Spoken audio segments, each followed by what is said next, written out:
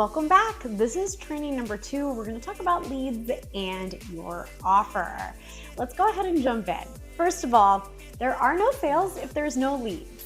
This is a really obvious thing, but I need to bring it up right now. And the reason why I want to bring this up is I can't tell you how many times I've worked with clients where they had massive email lists, huge followings, and make no money. Okay? This is really, really important for you to understand. There is such a thing as a good and a bad lead. And I think you probably know that, but what happens is that we get caught up in the vanity metrics, how many likes, how many video views, how many followers. And although that is really important, it's important that you're building a hot list, a hot following, a hot community of people that really want your thing. And if they don't want your thing, then you don't want them following you. And this is a really important piece because I can't tell you how many times, like I said, I've walked into businesses and I'm like, I'm sorry, excuse me, how many leads do you have? And that's your revenue? This is concerning. And the reason why it's concerning is how you have originated those leads. So there's good and there's bad ways. And I really want you to think about the way that you're generating leads because the quality of the leads are really going to determine the success of your sales team.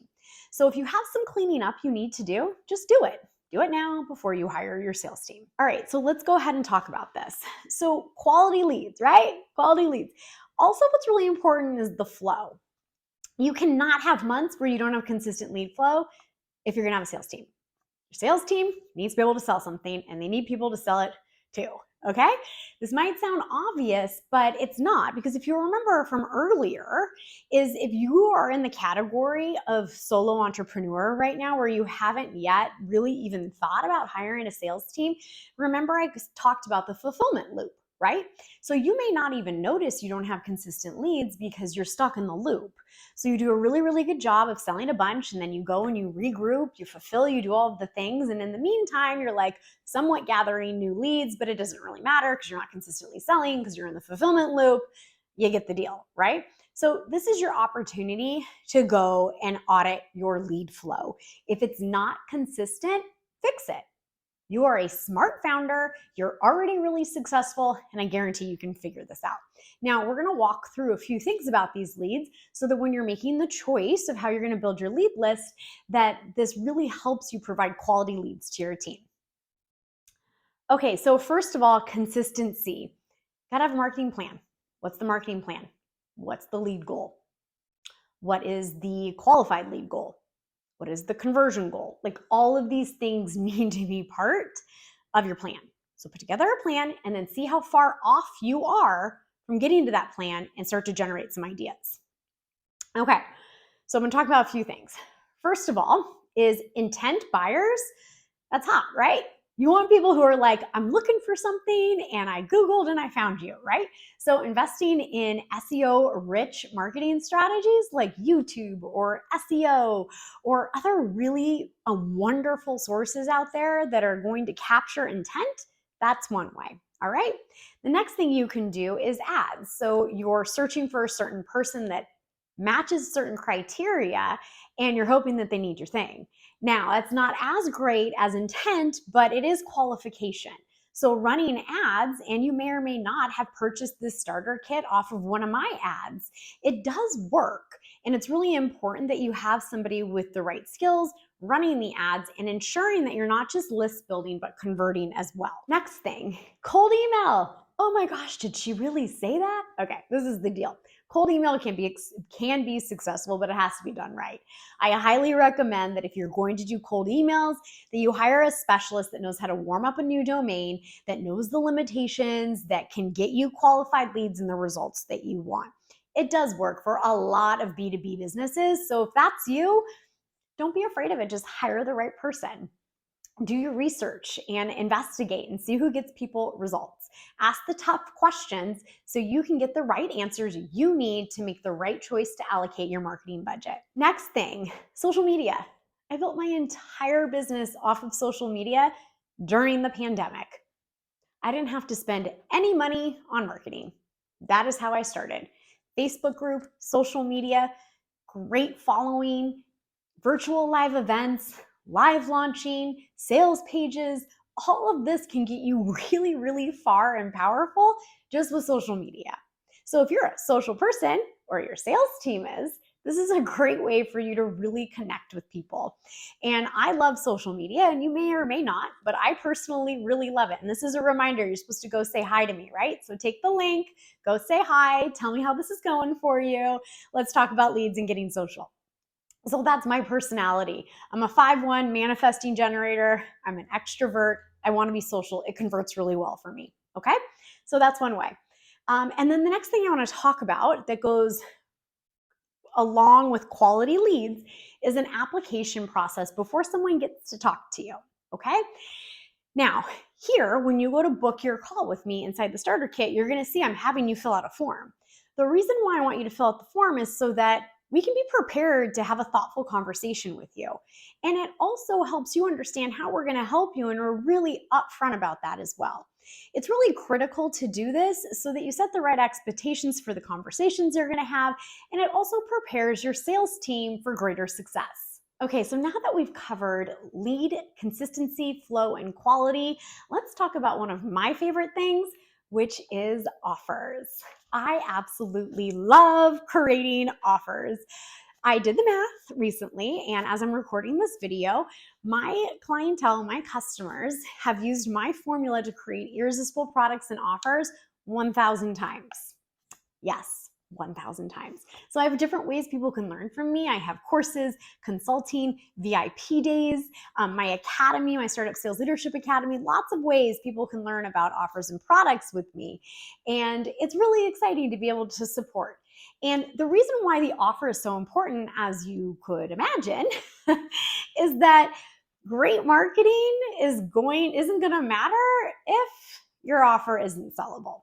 So it's incredibly important that it's irresistible and sellable, not just by you who knows everything about what you do, like inside and out, and can sell anyone because you know all of this, but also your sales team. So one thing that I really love doing here is providing some pre-approved leverage for your sales team to use. So fast action bonuses, possible discounts, extra time with you, the founder, if you do private coaching, consulting, or services, things of value that they don't have to say like, hey, wait a minute, let me go get approval. Oh, okay, and now you've lost the sale and their attention, and they're lost in follow-up. Okay, so I really, really encourage you to give them some tools in order to convert and be successful using a little bit of leverage. All right, so now let's talk about all of these other things that we have listed here. So a great offer has to do with a few things here. So first of all, a great offer needs to solve a problem, a unique value proposition. It needs to be clear and concise, tangible. Yes, tangible. Now, a lot of people, if you're in the space of untangibles or intangibles, for example, like you're a healer or you do other work that's a little hard to create tangible results for, you need to work with a pro to create that. It is really, really critical. So it's a lot easier to communicate the value of, hey, I'm writing this book for you and I'm gonna make you a bestseller, and you hand it over to, hey, I'm gonna make you live your best darn life ever by releasing your inner goddess. Like, you clearly see the difference, okay? So even if you are in that space, you absolutely need to make it tangible to be successful, to be sold by a sales team, okay? The next thing here is proof, okay? You're here because you're already successful and you want to get more successful. So you already have proof the thing works. So make sure you are gathering testimonials and using them to inform your offer. And what do I mean by that? Is you might have a signature product. Like, for example, my Startup Sales Leadership Academy has multiple ways that you can get my help. You can hire me as a fractional CSO for 6 figures and I can come in and do it all for you. Or you can join the coaching program where you get, all of the material, templates, everything you need, all of the training, plus my support for you and your sales team. Or you can just do it all yourself and download everything you need, self-paced, get it done. The reason why I have these options is because I've talked to my people. And I know not everyone fits in one tiny little, you can't force out, what's the expression? Oh, you can't force a square peg into a round hole, right? And so I'm cool. Whatever way you feel best getting the information you need to have a successful sales team so that you can be another one of my success stories. I want you to have it. Okay? Next thing is risk. People don't like to take risk. It's just human behavior. Our brain protects ourselves. So how can you position your offer to have the least amount of risk or no risk at all? There's lots of ways that you can do this. You can show potential ROI. You can offer guarantees. You can show proof. You could give a taste of something, a trial. I mean, it really just depends on your product and your specific niche, but this is really possible for you. So pay attention to that, okay? Now, what happens if you don't do these things I just said? Well, unfortunately, first of all, you're going to confuse the heck out of your audience and your community and your sales team. No bueno, right? You're going to waste marketing money going after the wrong people because you haven't matched your marketing with your product and your offer. You're going to get missed opportunities because your sales team is going to be caught off guard, not know how to convert, and you're going to have, and even worse, let's say you get the best salesperson in the world that can literally sell ice to an Eskimo and they make a sale. Guess what happens? You don't have happy customers or clients because they didn't get what they thought they were going to get. And that goes all into your offer positioning. Okay. So we need to be really, really clear. Next thing here, like I just said, is brand damage. A lot of people don't like to talk about this, but I'm going to talk about it. Brand damage. When your sales team is too aggressive, uses outdated salesy tactics that, maybe worked in 2010, but they're not working now. And if they are working, they're only working using unethical tactics, which I don't jive with. Okay? So it is absolutely critical. You are hiring people that are aligned with your core values. And if you're here, I really hope one of your core values is ethical sales. Because guess what? People talk. And people talk a lot. So it is critical that you enroll, that you sell in ethical ways that are still really high converting, friends. All right? You need to do that. You protect your brand. You'll get more referrals. You'll be much happier. Okay? And your sales team will hang out longer. It's a win-win. All right, that wraps up leads and offers. I'll see you in the next training.